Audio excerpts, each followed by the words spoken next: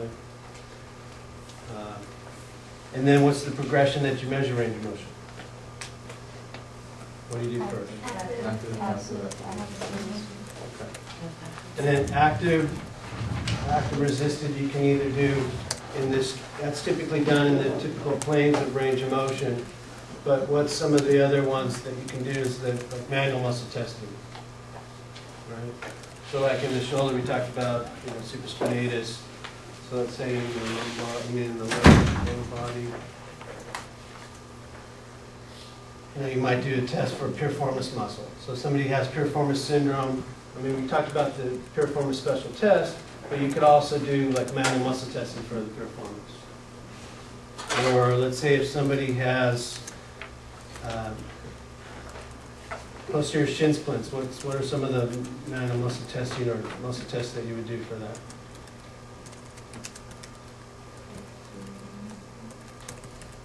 So we're talking about posterior shin splints, which is usually the most common ones. What muscles are affected in that? So the muscles of the posterior compartment. So what kinds of movements would you want to do for active resistance?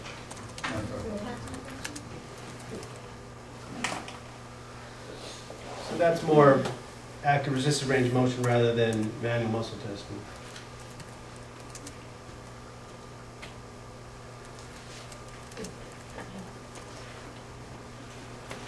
So just remember, the things that people tend to get, that they forget about or they get confused, like when it comes to the upper extremity, how do you measure internal external rotation of the shoulder? And we talked about that before. How do you measure internal external rotation of the hip? All right? People start thinking,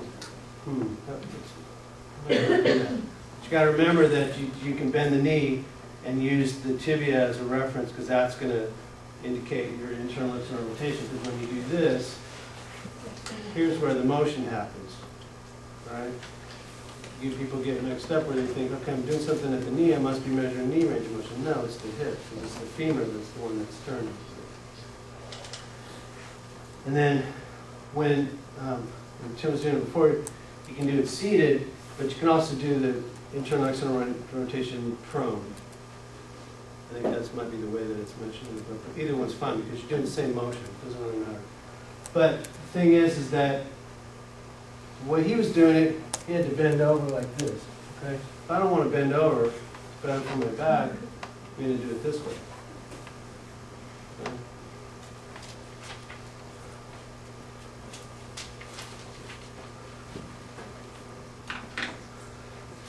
All right. So, neuro. And then make sure you understand that what are typical, that are just neuro tests? What's a neurologic exam? What types of things do you do for a neurologic exam? Well, but those are special tests. That's when you're examining a nerve, you're doing a special test on a nerve. When you're doing, what's that? Yeah. It's going to be more likely dermatomes, myotomes, reflexes. Okay? So, and when are you going to do the neuro exam? Yeah, radiating pain, down the back, tingling, numbness. What else besides tingling and numbness?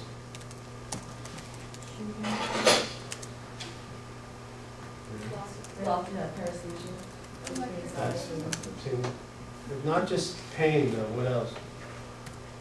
Weakness. Yeah, that's another thing. Is that because like I've talked with surgeons or something, and they're talking about if somebody has a low back problem, should they wait for surgery? Should they have it? Should they wait? The thing that's significant is that if somebody's had a nerve compression long enough where they start to get muscle weakness, that may not come back. Sensory stuff, you take pressure out the nerve, that's reversible. But if something's had long enough where you're starting to get muscle atrophy, weakness, things like that, because you have sensory nerves and you have motor nerves.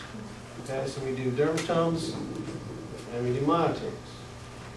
And reflexes have to do with both, that's sensory and motor.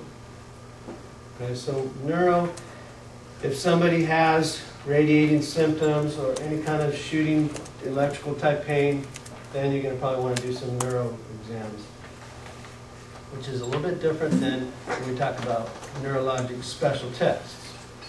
And that's what we're talking about. Either you're tapping on the nerve, you're stretching it, or you're compressing the space that it goes through. So if the card that you draw has something where you would do neurologic examinations, then you would do that. But if it doesn't, then we're still going to ask you, okay, I want you to show me the dermatomes of the lower extremity. Or dermatomes from, it's usually going to be L4 to S1, maybe S2. We've gone over those before, you know, L4 to S2, just make sure you study those, know the dermatomes, monotomes, and reflexes. And then the other thing with reflexes, is I don't know. Oh no, I just realized my sword is major catastrophe. So when you're doing the reflexes, people tend to do it where you tend to like push like this. Okay? And I mentioned before, I showed people what you want to do is it's more of a tapping like that, instead of like, you know, like this. It's more like flicking like that. Okay? And then you know the distracted types of things where if you're for the lower extremity, if you're not getting a reflex on them, you can have them pull their arms apart like this. Okay. All right, then we get into special tests. So what we'll do at this point is we can take a break. If anybody that needs to